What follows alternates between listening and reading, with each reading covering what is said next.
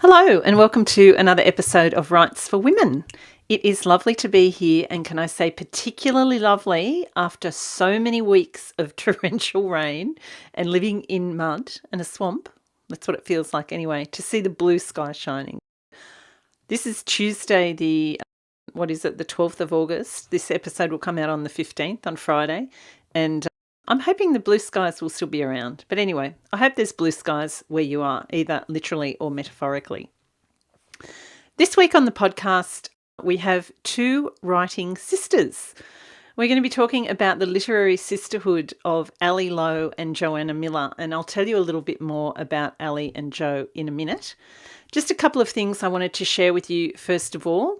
A reminder for anybody who follows along on Substack, particularly the paid Substack bonus people, that there is a write-in this Friday at 12:30 p.m. We'll be getting together on Zoom for at least an hour. We generally do a 40-minute sprint where you can just basically sprint in the company of others. We'll all be having our screens on mute, or at least our volume on mute, while we write away for 40 or 45 minutes. And then we always have a fabulous chat about writing, any issues that are coming up for people, any questions that they have, anything they want to share, anything great that people are reading. It's always such a lovely chat at the write-ins, and I always come away feeling super inspired. So I'm really looking forward to that this Friday at 12:30 p.m. for the paid Substack subscribers. If you're not a paid subscriber yet, but you would like to be, it's only $7 a month. So not very much for the bonuses that you get. So it's not too late to sign up for the write-in if you want to join us on Friday. Next week, I'm actually going to be heading off to the Romance Writers of Australia conference in Hobart this year for their Winter Wonderland conference. I'm really excited about that. And then my good friend and writing buddy Ray Cairns and I are doing a little bit of a road trip with our hubbies for a week or so. I'm really excited about that as well. But the RWA conference is always such a great opportunity to get together with writing friends from across Australia. Always so much to learn. I've been writing for over 2 decades. I've been attending the conferences since about 2013. I've missed a couple of years along that way, but there's always something new to learn. And that's what I love about going to writing workshops and writing conferences. And this year there is a full-day workshop that I'm going to be doing. There's a couple of full-day workshops. The one I'm going to be doing is run by Sarah McLean, who is a renowned and best-selling romance author, but she is going to be sharing all of her wisdom in a full-day workshop on the Friday, and then lots of different workshops over the course of the weekend, and lots of catch-ups and lovely meals and drinks. So I'm really excited about that. Last year, I think it was, I did a full episode on my takeaways from the Romance Writing of Australia conference. I am going to be doing that again this year. I haven't yet decided if that's going to be a subscriber bonus episode or a general listening episode, but I'm leaning towards making that a subscriber bonus episode because I have a couple of other episodes coming up that are already recorded and ready to go. Again, if you would like to hear my takeaways from the RWA conference in a couple of weeks' time, that will be probably a subscriber bonus coming up on Rights for Women. On the personal writing front, just very quickly, I am doing little bits of work on my novella for next year. I really want to get the draft of that done. Again, life getting in the way. A few things coming up. So I think I've decided that whatever I don't get done by the end of this month, I'm going to park that. I'm hoping I'll be about halfway through that, 15,000 words or so in. And then I have a book that I want to get back to some revisions on in September, October, November, and then come back to the novella. That's my plan for the next few months in my writing world. And now let's get on to today's episode. As I mentioned, this was a lovely chat between two sisters and myself. Lowe is going to be very well known to many listeners out there. She is the author of 4 now fabulous domestic thrillers, although this one is a destination thriller, The Private Island, that we talk about in this episode. And Joanna Miller is Ali's sister, and I took the opportunity while Joanna was visiting to get the two of them together and actually get them into the Zoom room and do a recording, because I was really curious, particularly after seeing the Moriarty sisters talk at Sydney Writers Festival about this kind of writing connection between siblings and how that works. Very different story with Joanna and Ali to Leanne, Nicola, and Jacqueline Moriarty in terms of how they came to be writers. But it was just such a lovely chat, and they're both such warm, friendly, fabulous people. I really came away from this interview with a great vibe and feeling very up, and I'm sure that will be the same for you.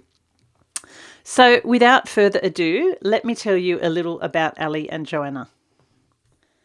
Ali Lowe grew up in the UK with a notepad and pen in hand. Her older siblings had left home by the time she was 10, so she lived in her imagination, devouring Agatha Christie novels. She gained a classics degree before moving to London and then Sydney to work in print media.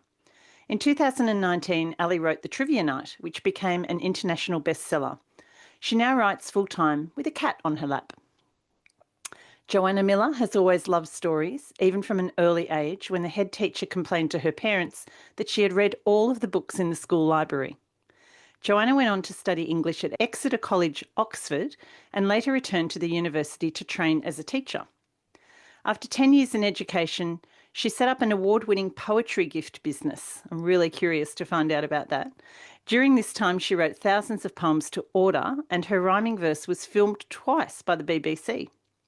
Unable to resist the lure of the classroom, Joanna recently returned to Oxford University to study creative writing, and The Eights is her first novel.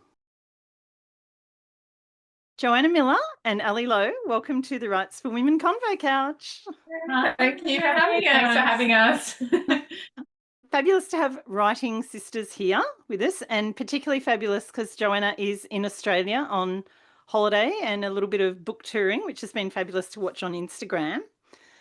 So I thought we'd start with a little bit of family history in terms of where you both sit in the family in your sibling relationship. We were three siblings originally. We had an older brother who died 9 years ago, unfortunately, when it was only 48. Oh. And then me and then Ali 8 years later. So she was a bit of a surprise. You know, my brother and I noticed Mum's tummy was getting a bit bigger, and then there was a big conversation to be had at the dining room table. And along came Ali. We babysat for her and nappy changed and things like that. So I think it was hashtag bullied. Yeah. Picked on. Yes. Emotionally scarred. And then left for university and left her on her own. So in many ways she had quite a separate childhood from my mother. Yeah. Quite weird. I had the years when I had my big brother and big sister, and then it was how many years? Maybe 8 years of being on my own and only child. So yeah. I can relate to that actually, Ali, because I was surprised as well. I was the fourth in the family, and my eldest sibling was 12 years older than me. Then I had a sister 10 years older, and then a brother who was 6 years older. So it was the same thing for me. Once they were left home, it was like being an only child for quite a while. It's quite weird, isn't it? It is weird. It's really, you really mourn them when they go, even if they are. What's the word? Slightly annoying. So were you the spoiled only child at home, Ali?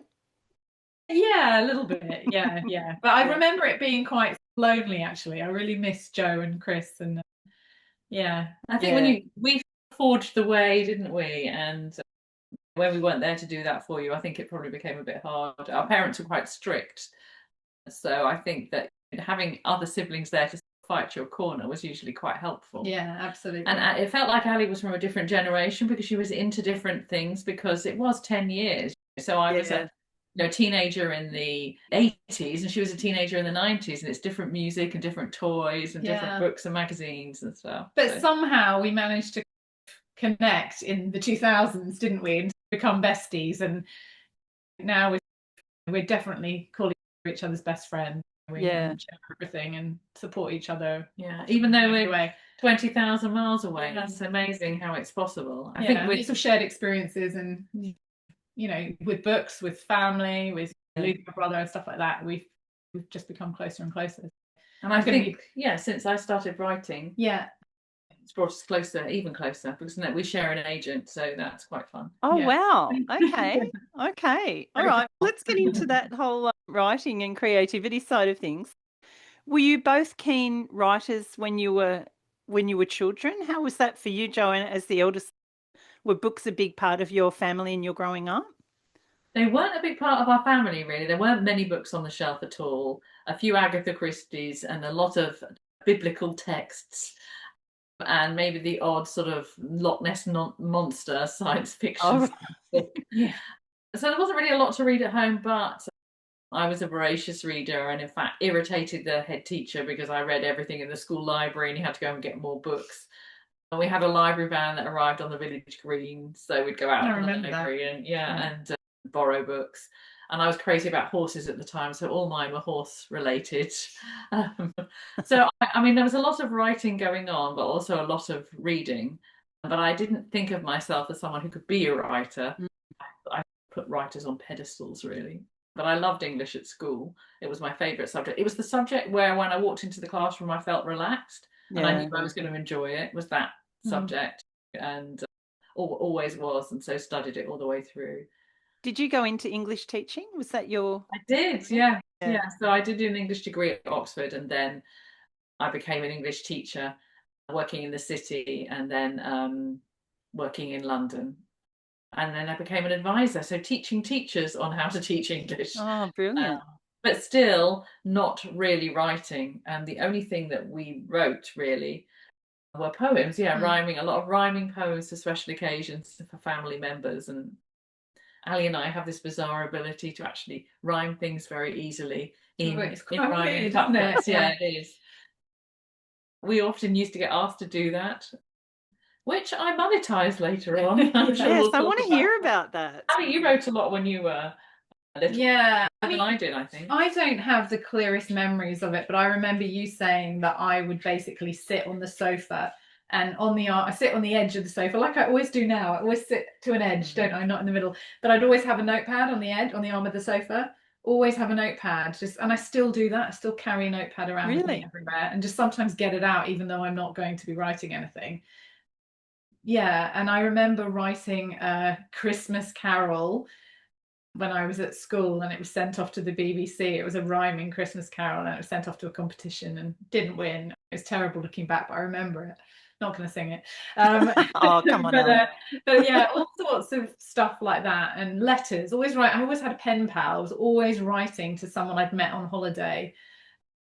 Pages and pages, journaling, and I wish I kept them. They would have been hilarious to look back on. But yeah, they all got binned. Our mother was very good at just throwing things out, so I think they just got put in a mass binning out sessions. I don't know if it's a good idea to look back on some of those early things or not. Of course, they're obviously not for publication, but yeah, I've kept a couple of my old diaries and journals. And have you? Oh no. All about boys and mine. Broken hearts, yeah. Bad poetry, yeah. You both went on to study. Joanna, you said you studied English. Did you study English as well, Ali, at university? No, I did ancient history. I started off doing ancient history and archaeology, and then I realised that I just wasn't a digger and I wasn't an outdoors person particularly. So changed it to ancient history and did all the sort of the Caesars and gender in ancient Rome and all that kind of stuff. It was great. I really enjoyed it. Yeah. And I need to hear about the poetry business, Joanna. So you said you both have this uncanny ability to rhyme words very easily and that you used to write rhyming stuff together. But how did that morph into a business for you? It was at my 40th birthday, and I'd written a poem and I was reading it out, and a lot of my husband's friends came up afterwards and said, oh, they were a bit drunk and said, oh, I'd pay £300 for a poem like that, $600, and you should do it as a business. And I was looking around for something to do because I just had my third child, and it wasn't feasible to be an advisor because it's a lot of after school work with teachers, and so I thought, I'll give this a go. I made up a quick website to see if I maybe could make some money out of it. And all the people that I'd written for in the past, all my friends and their friends, had heard the poems and they wanted one too. So as soon as they realized that I was doing it professionally, they all employed me, and suddenly it just grew and grew. So it went from the first one I did, I think I took about 30 hours to do and charged very little, to actually a reasonable money-making business where we made other products to do with poetry. So I would write poems about mums and we'd put them on cards or prints, or poems about coffee and put them on mugs. And they were sold in like major department stores in the UK, and she had a royal bought a poem, and she had some celebrity clients, didn't you? Yes, it was. I employed about 7 mums who all worked in school hours. I had a studio, and it ran for 10 years and paid school fees and all sorts of bills, and it was remarkably lucrative. I love that. I don't know. I've never heard of a business like that. It's really unique. I used to hire poets. Ali used to work for Bespoke Verse sometimes. We would have a group, and then we'd always have 30 poems up on the board, and then we'd give them out to different poets and they'd write them, and then I would edit them if they needed it, and then we'd send them out to customers. I think it was a niche thing. People sometimes want help with wedding speeches. They want them to be funny, but they want to be able to have something they can latch onto, and by reading something aloud or memorizing something like that, it makes it easier. And your audience is trapped, because once someone hears something go down really well, they're all the same age. They want the one for their wedding. And they were always really funny. So Joe did one for my wedding, and it brought the house down and made everyone else's speeches look really crap. Apart from my husband's, of course, it was fantastic. But it was very funny, and still watch the video sometimes, and it gives me a bit of a laugh. The more you know someone, the funnier you can make them. So with Ali, it was easy. It was basically a sort of Mickey take throughout, wasn't it? Great. Very true. Oh, I love that. And that would have given you a really good grounding for where you are now too, I imagine, Joanna, because you would have obviously you were running a business. There would have been a big marketing side to that. I imagine that's stood you in good stead for having a book out and having to do all the publicity for that. And I've always think I've had quite a commercial mind when I've approached novel writing as well, perhaps more than I would have done if I'd have done it 10 years ago. And it gave me a daily writing habit, which was helpful. And also, when I wrote these poems based on customers' questionnaires, you had to read through all this information and then pick out what was really useful or entertaining. So that was really good practice for researching a historical fiction novel, actually. And then word choice. So when I'm editing at line level, I will often think a word doesn't sound right, maybe because it's got the wrong amount of syllables or it begins with the wrong letter. And so I will make choices based slightly on that sort of poetic background. You'd have a real ear for the rhythm of sentences and things like that, I imagine. And also I'm guessing some great character insights, getting all those profiles on people to write the poems from. One thing I did realise was is sort of how tight certain friendships can be and how important they can be, which is quite useful for writing my novel. And also to understand different types of families and different styles of parenting and things like that, because we had quite a strict upbringing and it was quite sober and sometimes, wasn't it? And it was quite joyful to see other people living a slightly more relaxed life.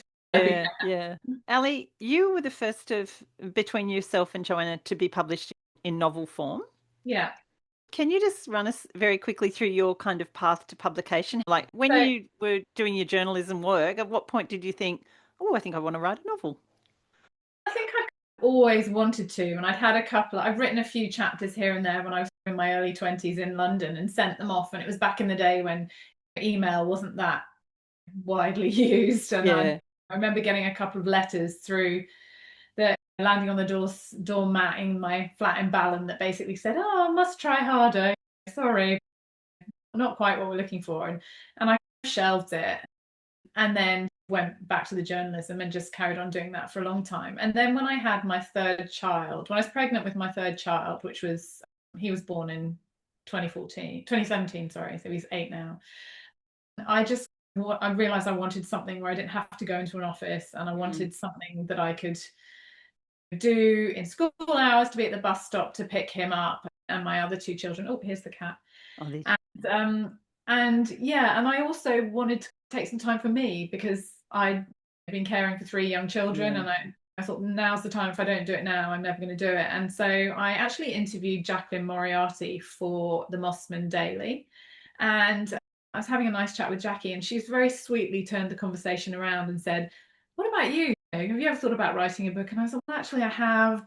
I don't know how to go about it. And she said, well, there's this brilliant course run by my friend Catherine Hayman. It's the Faber Writing a Novel course. And it's held at Allen and Unwin Publishers in North Sydney, and you should have a think about it. And pretty much immediately I applied.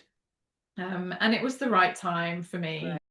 I was looking for something else, and I've been dreaming about it a bit. And so I did the course, and on the course I needed to take an idea in with me. And I happened to have had dinner with a girlfriend a few nights before who had just said to me in passing, oh, there's a group of swingers at my children's school. It's really weird. It's really quite exciting. And I was really drawn in by this idea. I was thinking, oh my goodness, do people actually do that? Oh my God, I'm such a prude. Oh, wow, fascinating. And then we were sitting around the table on the first day at Faber, and Catherine said, has anyone got any ideas? And my hand shot up, and I said, I really like the idea of a group of parents at a primary school who go to camping or on a trivia night or something like that and have too much to drink, and they end up swapping partners. Yeah. And she said, that is a fantastically commercial idea. And I thought, yeah, okay, I'm going to do that. And so for the next few months, I was writing scenes from the trivia night. Great. And then I got Catherine to mentor me. I asked Catherine to mentor me, and luckily she accepted. And I did 6 months of mentoring where we honed the book, made it, edited it down. And then the Faber Academy produced an anthology, which had a chapter of everyone's book in. So as I was editing with Catherine, that arrived on the desk of my agent, Marina De Pass in London. And she contacted me and said, I've read your chapter in the Faber anthology, and I'd love to see the whole manuscript. By that point, it was ready because I'd finished with Catherine, almost finished. And I sent it off, and I was offered representation straight away. But then the book went on submission during COVID. So it went out, and I had a few rejections. People were quite a bit wary. In the industry. It was March 2020. People were saying, oh, we don't want to take a risk. We don't know what's going to happen with the publishing industry. And it was quite an uncertain time. But luckily, my editor at Hodder, who had loved Australia, had lived on the Northern Beaches, or at least lived in Sydney and loved the Northern Beaches, took a chance on the trivia night, and the rest, as they say, is history. So yeah, I was very lucky, and I'm aware that I'm really lucky, because it does seem in hindsight that it was quite an easy beginning for me. So I do feel really lucky that it went that way, because I know it's not always the case. But Jo and I've discussed this over the last few days, and just about luck in the publishing industry. You can write a fantastic book, but you don't have the luck. It doesn't appear on the right desk at the right time. And for me, that it was definitely a case of good fortune. All the stars aligning. Yeah, absolutely. And putting the work into doing the course and learning the craft and all that sort of stuff, which of course we continue to do. That's all part of it too, isn't it? Yeah, and I also think you have to have a certain amount of confidence. I remember when I wanted to be a magazine journalist, and my mum saying, oh, are you sure? It's really competitive. It's not going to be easy to get into. And I was very much of the opinion, why not me? Why someone else, and why not me? So I think I had that attitude going into Faber, that if I work really hard, why not me? And I think that, and I'm not sure where that kind of comes from, but it does seem to have stood me in good stead, because I do seem to have this feeling that, well, if I work really hard, why can't it be me?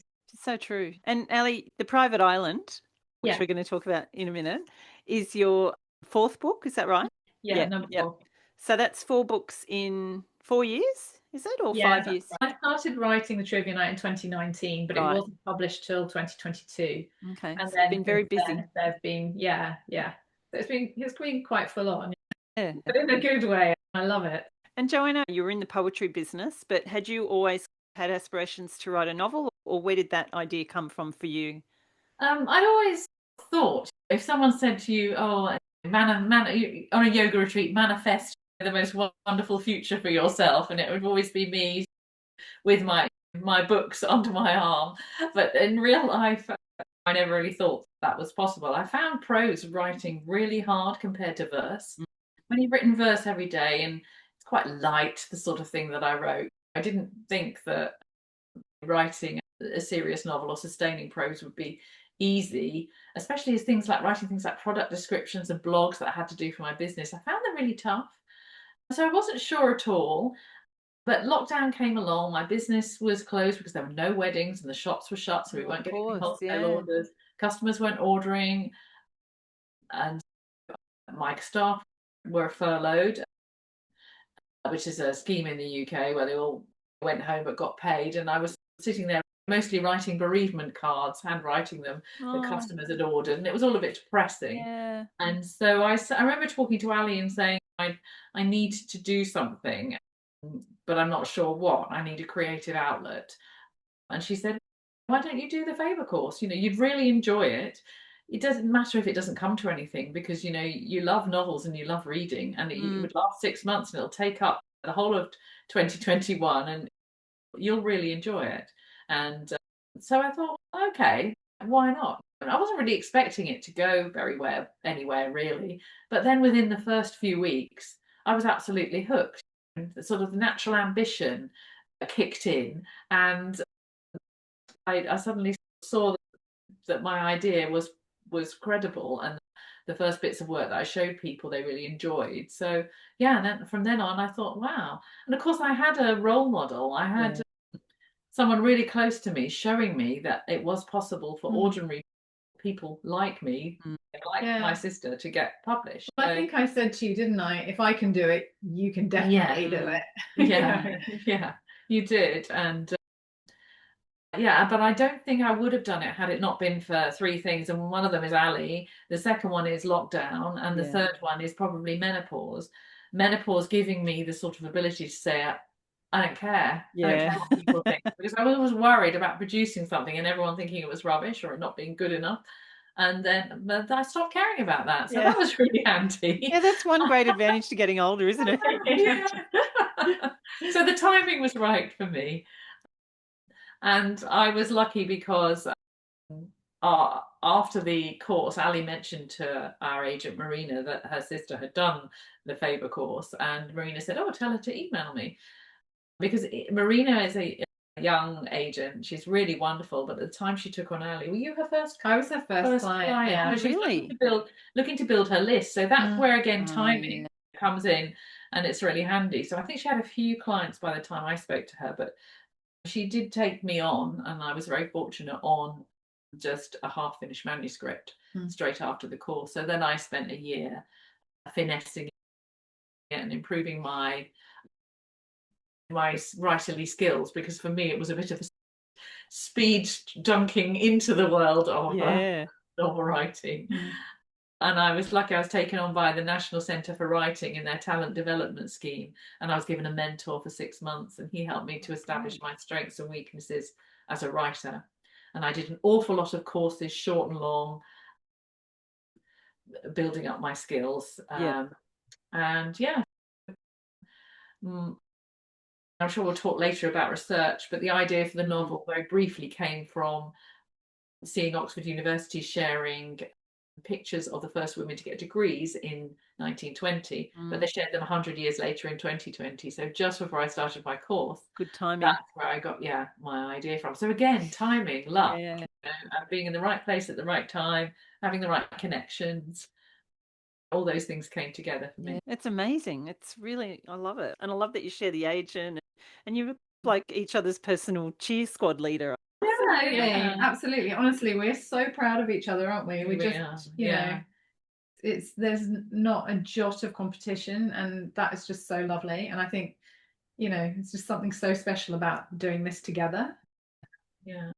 I've had a few trips here because my book's just come out, where I've just wanted to spend the entire holiday going around bookshops, looking at Ali's book on the shelf and taking photos of her holding it. And I think she's, do we really need to do this? Oh, we do. And now you're taking photos of both of your books on the shelf. Yeah, I know. And actually, we went into a bookshop the other day. We went into the bookshop in Barrel, and both of our books were on the same bookcase, in the same bookcase. Basically. So we were able to go, oh my god, there's mine, there's yours. Yeah, being L and M, we're quite close together. But Ali's usually in crime, so you know, we're a bit separate. So we found one of mine in fiction. Oh, that's brilliant. Again, stars aligning. Okay, let's get on to having a chat about the books. Ali, tell us a little bit about The Private Island. What's it about? This is your fourth. What are they? I would think like domestic thrillers, psychological thrillers. How do you describe them? I usually describe them as domestic thrillers, but I've taken a bit of a step away with The Private Island because we've gone to Fiji. Yes. So it's more of a destination thriller.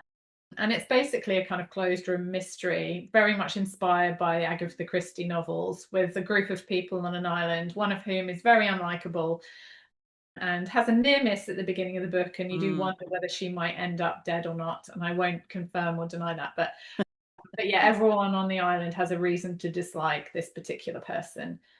And there's a body count of a couple of bodies by the end of the book. And one of my main characters is a woman called Una, who is the head housekeeper at my fictional resort called Loloma. And she turns detective along with one of the other guests. And it's quite a sort of fun escapade watching them. Yeah, they were a really nice. Una and Kitty were a lovely kind of balance to the murder and darker stuff that was going on. Oh, I did enjoy writing those, and I really enjoy putting a bit of lightness in. Yeah, because I just think it can be a bit dark otherwise. So I quite like having a bit of comedy value, and I definitely tried to insert it with those two. But yeah, I really enjoyed this book, and it was really nice to have a bit of a change from setting my books loosely on Sydney's northern beaches. Did you get in a research trip to Fiji? I did. Actually, we've been there a few times to this island, Castaway, because my kids love it. And also it's one of those places that has the childcare and it's very safe because the reef is quite far out, so the kids can swim without you worrying about them getting into deep water and getting into trouble. We've been there a few times, especially when the kids were younger, and absolutely loved it. And when I was starting to write this book, I tried to have a different layout for a different resort in my head for my fictional resort Loloma, but I just couldn't. Everything came back to Castaway Island. I haven't been to Castaway. I've been to Malolo and Mana, but it was great reading the book because it was just like, apart from the death parts, it was just like being back in Fiji. I could relate to so much in there. Well, it was quite nice writing it because I felt like I was on holiday again. So it gave me a craving to go back. But I do love Fiji, so it was a natural thing for me that I wanted to set it there and have a cast of Australians and English as well. Yeah, my books are sold in the UK, so I wanted to cross that bridge and have a bit of both, so I could appeal to both markets. Yes. That was the perfect kind of setting, wasn't it? Because you'd get travellers coming from everywhere. Exactly. So. Can you see any more destination thrillers in your future? I feel like it's a bit of a thing, isn't it? I do. The next one is actually set on a cruise ship, and that's coming out in March. It did have a title, but I think that might be rejigged a bit. So I'll be able to release information on that soon. But yes, it's set on a cruise ship, and it's like a Succession style family drama on a very luxury ship leaving from Sydney and sailing around the South Pacific. So yes, kind of destination, but also a kind of closed room again. Yeah. And I love the fact that at sea, when you're in international waters, murders are very hard to solve. So got rid of the problem of having to have a police procedural because there's no police. So I did enjoy that. And I'm not sure about the one after. I think I might be focusing a bit more locally again, but we'll have to see. I'm starting to write it though, and I'm coming up with ideas. And that will be number 7. Sorry, no, I'm completely lying. That will be number 6. 6. So, I'm getting ahead of myself. 7, oh my goodness. We'll get on to talking process in a minute. But Joanna, your book is completely different. It's historical fiction set in Oxford. Can you tell the listeners a little bit about it? Yeah, sure. So The Eight is about the first women to study alongside men at Oxford in the shadow of the Great War. So it's 1920. And 4 women move in together on corridor 8 of St Hugh's College. And they become firm friends in the face of male derision and the very strict rules they have to adhere to, and the secrets that they bring with them that pop out along the way and cause them problems. So the novel's set over the course of the first year. So you go through a full Oxford academic year and through the seasons, and it contains flashbacks which explain why the women wanted to come to Oxford and what they did during the war, and they're carrying some of that emotional baggage around with them. So there are 4 women: Beatrice, Dora, Marianne, and Otto. And Beatrice is the daughter of a famous suffragette and is keen to make friends. She stands out from the others because she's 6 foot tall. And then you've got Otto, who's the wisecracking aristo who smuggles in the alcohol and studies mathematics and has PTSD from nursing during the war. And then you've got Dora, who's lost her brother and fiance in the war and has come in their stead, partly looking for a husband and partly looking to honour them. And then you have Marianne, who's carrying around a secret with her, which, if discovered, will mean she'll have to leave the university forever. So it has elements of mystery, some elements of romance as well, but it's firmly set on what really happened. Yeah, I love that. And I love how you have the snippets of the kind of regulations and rules of the university and the newspaper clippings and things that really ground it in history. Yeah, that was really fun to research. And some of those little clippings are made up by me. For example, there's a poem which I wrote, but it's based on a poem that I found in a magazine because the women weren't allowed to run the magazines. The men still did that. Yeah. So yeah, it shows, I think, to the reader that the whole novel is grounded in detailed research. Yeah. Which is why it took me 4 years to write it. I'm a bit behind on my sister. What was it that drew any research? What was it that drew you to historical fiction? Because you obviously had Ali in the kind of thriller crime thing. Did you choose something deliberately different, or was it just that you were drawn to that particular story?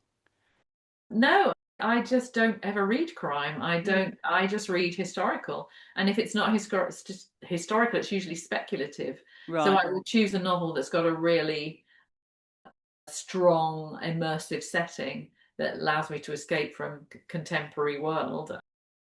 And so I think that was always where I was going to go. And the idea came with the setting of Oxford, first of all. I know Oxford really well. I've studied there 3 times. I love it very much. And as soon as I saw those pictures of those girls that Oxford University had shared, I thought, this is absolutely fascinating and something that is of real interest to me and feels relevant to me. As a topic for a first novel, it seemed absolutely right. Yeah, I can't imagine myself writing a contemporary novel, actually. I think there's something I find quite comforting about grounding yourself in research and in place. For me, the characters tended to come secondary once I'd done the research and found out the sort of women that studied there. They're fabulous characters. I love all the different quirks they have and obviously the different experiences they bring to it. But let's get into a little bit of writing process. Obviously, Joanna, you were learning your craft at the same time as doing the research. And how did that process work for you in terms of getting the book written? Did you do a lot of research up front before you started writing, or how did that work for you? I was researching all the way from the first word I wrote to the last word I edited. It was going for a long time, and I was still making changes at the end because I found I was constantly finding better and better resources as the couple of years went on that I was writing it, and I was learning to write that novel in a way. And so sometimes I didn't really know what I needed until I'd moved forward and had made some decisions. For example, the Queen comes to visit, which really happened, and I hadn't decided to include that until I decided that it was going to be the first academic year, and that wasn't until I was a little way into the novel. So then, of course, I had to stop, research that, write that chapter. And sometimes if something like that happened, I would leave it, move forward with the novel, and then come back and write that chapter later and do that research in parallel. So there was a bit of zigzagging up and down. But there's one massive event that happens in the middle of the novel to Dora, which I can't say, but it changes everything for the rest of the characters. I was really structuring around that one incident, the idea came to me very early. And so I was building up to that at the beginning. And learning to structure a novel I found quite hard.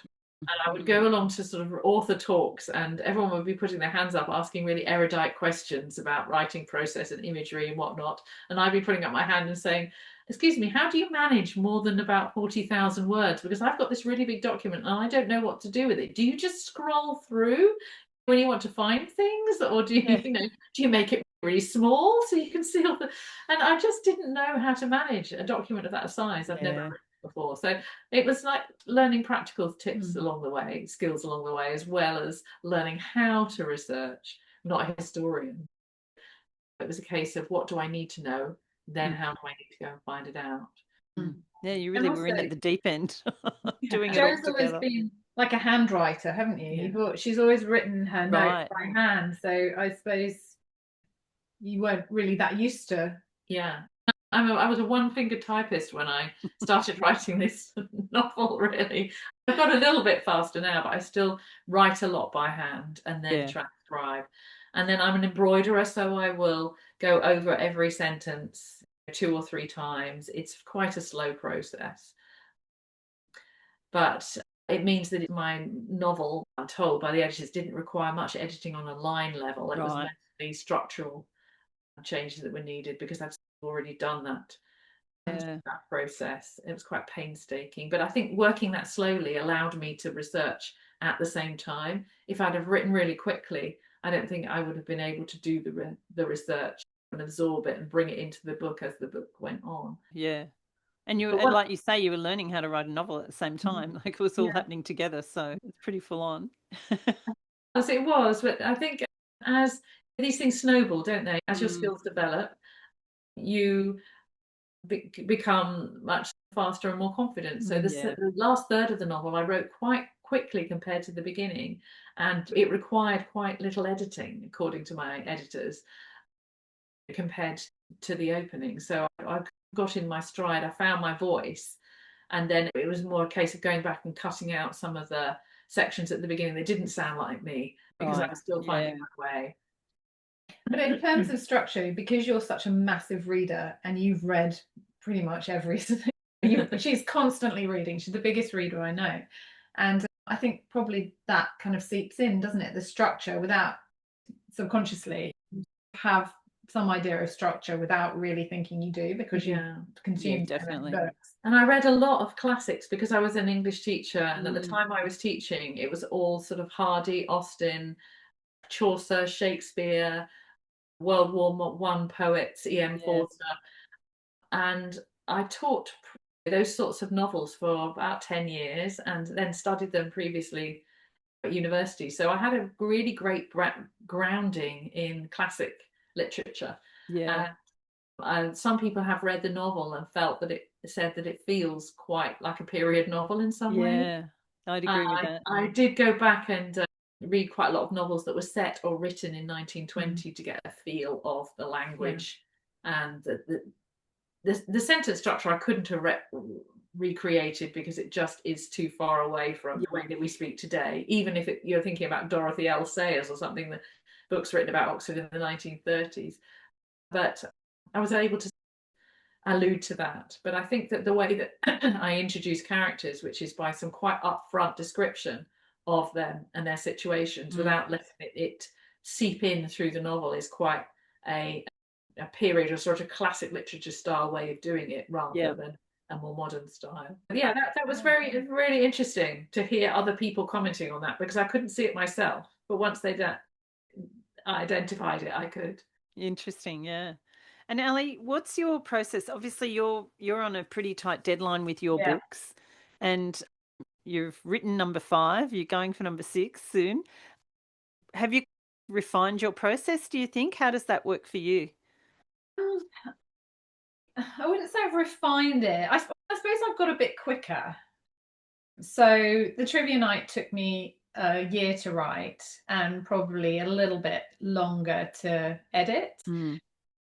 But the last book I wrote, I probably did the first draft in about 3 months, and then I spend all my time editing. So I'll do the bare bones, and it might be 60,000 word draft, 50,000 word draft, and then I'll go back and I'll put the subplots in, and I'll boost up the characterization, and I'll ramp up the description.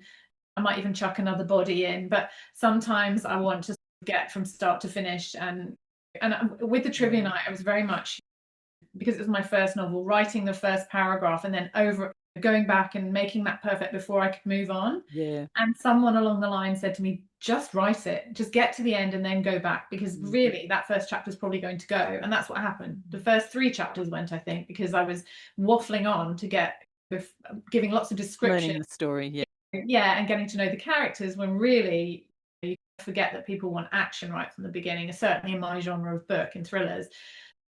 Now I've learned that, and I've realized that I just need to get my story down, and then I can go back and worry about whether the first 3 chapters are fast paced enough or whatever, or a kind of, I write my prologue. I always write a prologue first, but I will always go back and completely change it. I think definitely I've become a lot more confident in my writing, and also I think the whole structure thing I've become a lot more confident with, because like Joe, when I wrote the trivia night, I was like, what's expected of me? What's the structure? Let's read books on structure. Let's try and work out when I've got my inciting incident, and when I've got my dark night of the soul, and when I've got my regrouping of characters and all this stuff. And I found that so confusing, because my brain doesn't work in that way. I don't have any particularly logistical brain. I like to just fly by the seat of my pants, and I've learned to trust that now. And sometimes in structurals I'll get a bit of a, oh, can we just speed this up, slow this down? But that's okay.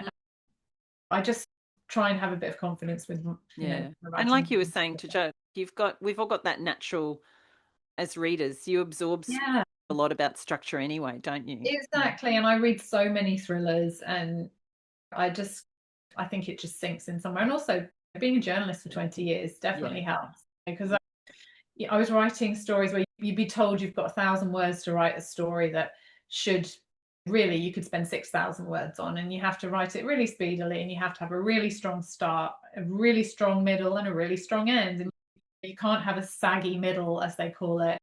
And so that's one thing that I think has really held me in good stead, because I really try to keep the momentum moving, keep people's attention, because that's the whole thing with newspapers. You've got to keep people's attention all the way through, so they read the end of the article, especially if you're writing an online story, because people want to keep you online for as long as you can. Get to the bottom of the story, get to the ads. Exactly. So that's definitely been good training. But I think the main thing that's changed for me is my confidence. I thought, actually, I can do this. I've done it 4 times before, 5 times before now. I can do it. And I don't really feel pressure in terms of deadline, because I guess I try and I'm the kind of person that gets to the airport 3 hours early. Which is really annoying for Jo, because she's the one that's always late. I'm a late person. Yeah, I know. So that's the way, that's what I apply that to everything, really. Do you pants your first draft, Sally? Do you plot them out at all, or are you pantsing them as you go? No, with The Private Island, I knew my last chapter twist. That was the one thing I knew about that book. And I knew about how the main murder would unfurl in terms of it. I can't really say because it's going to give away, but I sort of knew that, because that was very loosely inspired by an Agatha Christie novel. Very loosely. And so, yes, I knew those 2 things, but I didn't actually know who done it. I didn't know that there was going to be another death. What I tend to do is I tend to write quite confidently to the middle. Almost knowing what's going to happen to the middle, but I never know what's going to happen in the second half. Then that usually means who did it, who the culprit is. So I usually get to that point and then have a complete crisis of confidence and phone my work wife Vanessa McCausland, or cry on my husband's shoulder, or phone Joe and I can't do this, I can't do it. And they all say, you've done it 5 times before. Stop being pathetic. You can do it again. Vanessa's too nice to say stop being pathetic. But Joe would just say, just get on with it. What are you whinging about? And then usually it just unfurls from there. And my husband's he's a creative, so he's actually really good at saying, why don't you do this? And with the running club, I remember having names on cards and putting them on the kitchen bench and saying, who did it? Was it this person? And he was like, well, definitely them. And I was like, oh yes, of course, because of this and this. Yes. But Michael Robotham has this great quote where he says, he never knows who did it, who the culprit is, because in the process of writing, you then make 6 other people into credible suspects. Yeah. And that is now my process. And I feel like if the great man himself could do that, I'm very much like, yes, I'm going to do that. And I try and make everyone have a reason, because that keeps the reader guessing, doesn't it? Because they might think Una did it, or Kitty did it, or Benedict did it, or whatever. And I want that, because then it means that I can decide later on who did, but also it confuses everyone. Yeah, definitely. You set that up really well, because there were different points, and as I listened to both of them on audio, and I was different points in yours, Ellie. I was like, oh, okay, it's definitely that person. I'm not a huge crime reader, so I probably don't pick up red herrings and things like that, like some other people might. But I kept thinking, oh no, it's them. It's them. Oh, good. That's the whole point. I love it. Thank you, Pam. So the next thing I wanted to ask you was, do you read each other's drafts, or at any point in your process, do you get advice or feedback from each other? Well, you sent me something really early on, didn't you? And I've sent you chapters here and there, because I remember sending you something. I think it was the school run, and I remember you saying, "Oh, that's your best yet," or something. It was the start of the prologue or something. Yeah, but not drafts, do we? No, we're so different. Such different genres. You're not a massive thriller reader. Yeah, and also when Ali had written her first draft for the trivia night, I hadn't done any writing before, so I wouldn't have been very helpful to her as an editor. And now she's so busy, I wouldn't dream of sending her a first draft and saying, "Can you just read this to let me know?" I make time, but I'm not. I don't write literary or historical fiction. Yeah. You probably got 100 people who would be more appropriate to ask. But when I was on my course, because I did a creative writing course at Oxford that finished last year, it was 2 years, and we had to write, I think it was like in the end about 20 pieces that were around 2,000 to 6,000 words. I did send a lot of those over to Ali, because they're short and I could just get her objective opinion on whether they made, and she would send back useful feedback. But I don't think we're about asking too much of each other, because we know that we have a lot to do ourselves. And really, if we're on the phone to each other, if we're using up each other's time, it's to have a gossip or to have a moan about something, isn't it? Or to just shoot the breeze. Talk about the kids. You've got the family stuff to focus on, but it must be nice having that kind of shared experience now of, I know that you've had just the one book out, Joanna, but just to be in that same space and to be able to share that experience. Really great. No one else loves hanging around bookshops. We could spend a whole day going from bookshop to bookshop. We're dragging our children around, they're looking really bored. But we could just do it, couldn't we?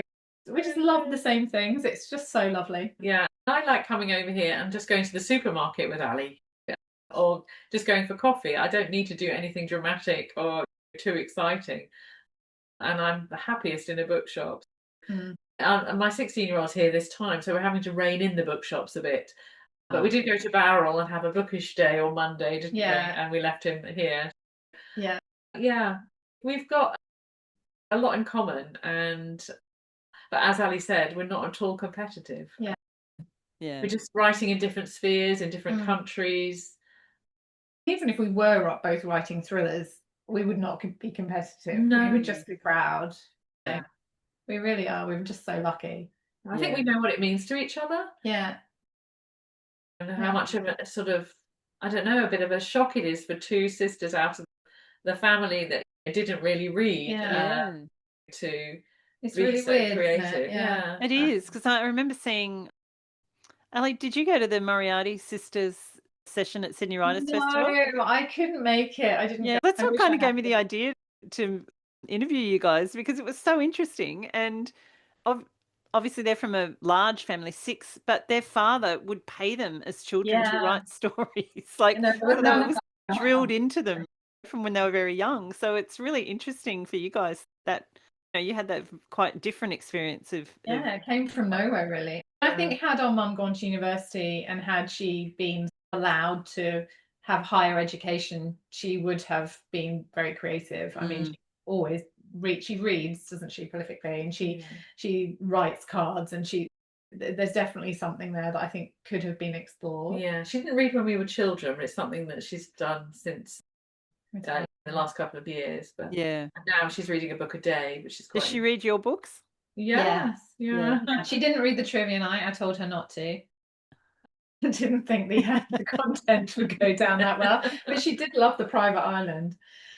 I think she's read the Running Club. Not sure. And I love the little. Obviously, in your book, Joanna, there's a lot to do with, as you say, one of the characters is the daughter of a well-known suffragette. There's a very heavy feminist kind of angle that women are now allowed to study there, but there's still a lot of obstacles for them and a lot of things that they're not allowed to do, both within the university and society. And then, Ali, I love the way you're in the private island, completely different kind of context, but you managed to get these kind of little feminist type, I don't know, just little suggestions and parts of the characters, like with Kitty. She's quite a subjugated character, but there's that little fight in her as well, that just comes to the surface, and the same with Una. So I love that you both have that real kind of little feminist push through there in your characters. Also sisterhood, friendship. We're both very much women and love the company of our friends and each other. And I think that comes through in both novels.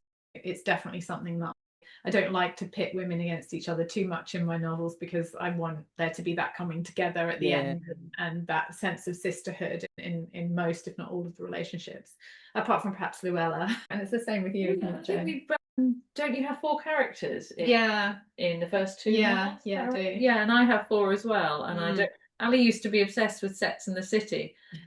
So I read a lot of Little Women, and you were the Spice Girl era, weren't you? I don't know the idea of this 4. Yeah, there's 5 Spice Girls, Jo. Are there? Yeah, are there? But anyway, there was 4 when we went to the concert. Yeah, I think the idea of found family was quite strong for both of us. Yeah, and I think that's why our relationship is so strong, actually, because we're compensating for what we perhaps didn't get so much when we were children. Yeah. And I was a bit older than Ali, so could be later on when I stopped being horrible to her, quite a bit more of a mother figure. So when Ali first moved to Australia and she would come home, she would, before she had children, she would just come to my house for a week and live in my house and open my fridge. And my home is her family home now when she comes back to the UK, rather than our parents. Okay. So I think that the tightness of our bond has got something to do with that age gap, actually. And that if we didn't have each other, I think we'd expect an awful lot of our partners, wouldn't we? To sort of fill that sort of gap. Not sort of a fully emotionally supportive family network that we work hard to give our own children, but quite get ourselves. And the overlove of pets, of course. Yes. Oh, I'm all for that. Yeah. Anybody who is listening to this and not watching, Ali's got her gorgeous cat on her lap, and is it a she or he, Ali? He keeps reaching out and just putting his paw on Joanna's arm, which is really cute. He's a very needy cat. He's always here for every interview, every podcast. I love that. You've done a little bit of bookshop visiting. Have you done any kind of talks or events or anything together here, apart from podcasting? We're doing one tonight. Oh, brilliant. Where at? Mona Vale, Berkeley. Oh, fantastic. Yeah, so that will be our first event. Yeah. And I think Jo's slightly concerned I'm going to embarrass her by bringing up issues from the past that have scarred me psychologically. No, I wouldn't. Never. She would never do that. So we're quite excited about that. That'd be really nice. It's like when I first realised my book was going to be published, one of the first things I thought was, one day we'll be able to do an event together. One day we'll appear on a book together. One day we'll go and do a book signing together. Having done all these things with Ali, her solo. So I'm really excited about it. And I've done 3 other events in Australia since I've been here. I did a couple of New Voices panels in Melbourne last week. Great. Did an event with Kira Geddes. Yeah. And Kira interviewed me at Better Read Than Dead in Sydney. So it's been really nice just to be able to add those little extras in. Yeah. And what about in the UK? Any plans for doing anything together in the UK? We just did Beacon Lit Festival when Ali was back about 3-4 weeks ago. We were both on a panel, but not together. No, right. I was the first thing, debuts, and you were the end of the day. Thrillers, so, crime. But yeah, we were on the same program, weren't we? Lovely. Yeah. Edging closer and closer. Yeah. Can you ever envision writing anything together? No. Wow. Not at the Poetry, moment. maybe. I don't know. No, Joe's too literary. I'm too thrillery. No, Yeah. at least we get it done quickly if we We did. would, Yeah, it might be You interesting. can do the research. I do the. You wouldn't let me faff around, that's for sure. No. Yeah. Yeah, Agatha Christie style. You never know. Yeah. Could do. Couldn't we? Yeah. We might drive each other mad in the process. Yes. We are going to do a little chat for the subscribers, Substack subscribers, which we are going to do soon. But it's been so great to speak to you for the podcast, the main podcast, and just really lovely just to see the connection, the sisterly connection, and the way it's boosted your writing and the way that you encourage each other. Fantastic. So highly recommend everybody out there listening grabs both books. I read across genres and I loved both of them. If you're into crime or history, you'll love them. So Thank Oh, you. thank you so much for having us. Lovely Pam. to chat with you.